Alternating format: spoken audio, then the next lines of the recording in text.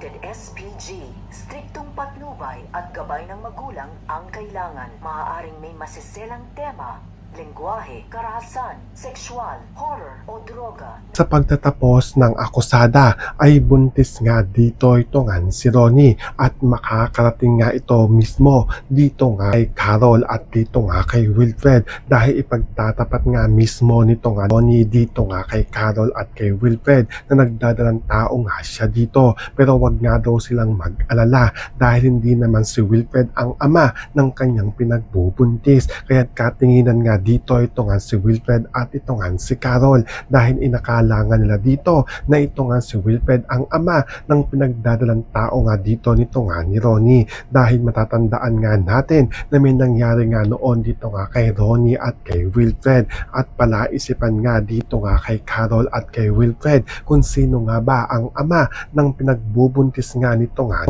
ni Ronnie, at aaminin nga nito nga ni Ronnie dito nga kay Wilfred at dito nga kay Carol na ito nga daw si Dennis ang ama ng kanyang pinagbubuntis, at dahil wala na nga dito ito nga si Dennis ay palalakihin nga niya ditong mag-isa ito nga daw kanyang magiging anak, magiging mabuting nanay nga daw siya dito. Kaya makalipas nga dito ang ilang buwan ay manganganak na nga dito ito nga si Ronnie at sisilang na nga dito nito nga ni Ronnie ang kanyang anak at isa nga itong lalaki. So pakakaabangan nga natin dito kung magkakaroon pa nga ba ng book 2 ito nga akusada ngayong nanganak na nga ito nga si Ronnie. Yan ang ating mga pakakatutukan at pakakaabangan dito nga lang sa pagtatapos ng akusada.